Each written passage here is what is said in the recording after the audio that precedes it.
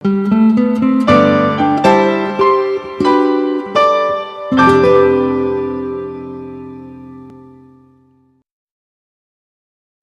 reason I decided to adopt or to start the adoption process is I've always wanted kids. But being 40 years old, single, the likelihood of that happening anytime soon was not, looking good. If I had been married, by now I'd probably had 5 or 6 kids.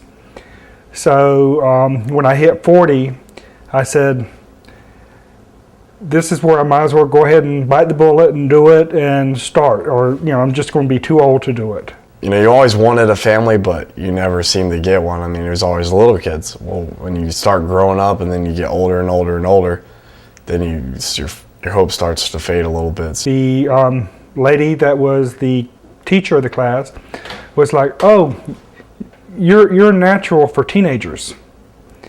I'm like, "No, don't want a teenager. I want a 3, 4, 5-year-old tops, and I want a little girl." And she kind of flinched a little bit and she said, "Well, it's not saying it can't happen, but you being a single man, you getting a little girl is going to be slim pickings. So let's try for a little boy." So we started the process of a little boy, and she kept saying, "But Ron," all through the class, "you'd be great with teenagers." I'm like, I don't want somebody else's headache. Let me get a younger one. And the process is getting longer, a little bit longer. So I said, okay, we'll go to a 9-year-old.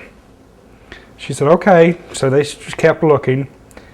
And finally she said, "How much do you trust me?" I'm like, that's a loaded question, Sharon.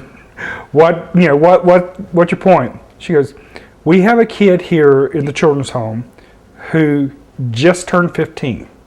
He was placed in 12 different foster families before he moved into the children's home. That's from 2 to 9, 12 different families." I don't remember any of them. It was just like, go, come, go, come, go, come. She goes, "We have started a new project called the Heart Gallery that we got involved in. And they take pictures of the kids and they display them in galleries and malls and churches. Just go look at him.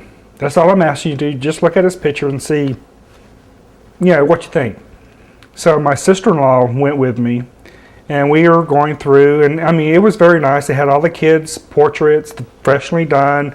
They were, put in frames. So we're looking and we're looking and we're looking for a child named Stephen.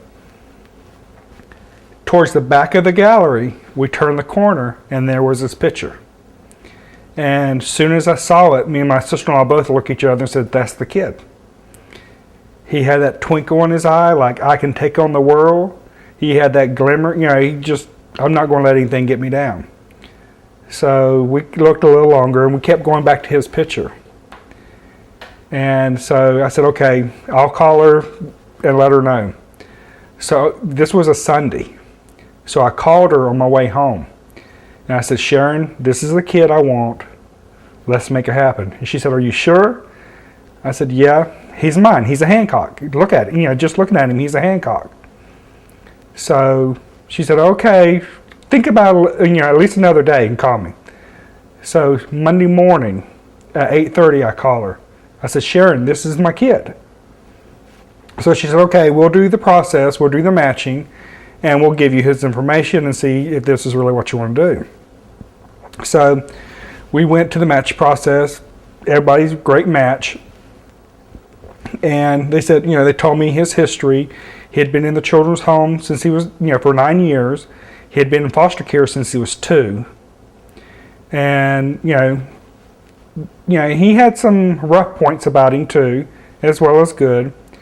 And so I said, let's go ahead and do it. Let's, it's a roll of the dice. You're either going to make it or you're not.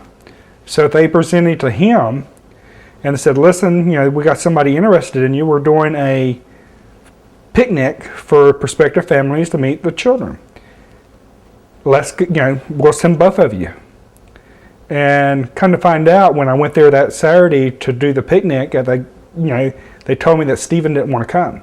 The first time that I knew somebody was interested in adopting me was when I went to the aquarium. They told me to come to the aquarium, and I'm like, I don't want to go. And then they said, there's someone there that wants to meet you. I'm like, I don't want to go, because I'd been to so many of them things. And they're like adoption picnics. I'd been to like 20 of them already. Never works. And then this time it worked. So I was glad I went. Stephen was there. So we got to talk quite a bit. So again, that was a Saturday after the picnic. Get on the phone with my caseworker and says, this is the kid. We were there, and we just kind of hung out, and then we talked for a long time, and then I went back to the campus, and he went back home, and I'm thinking that it's not going to work out.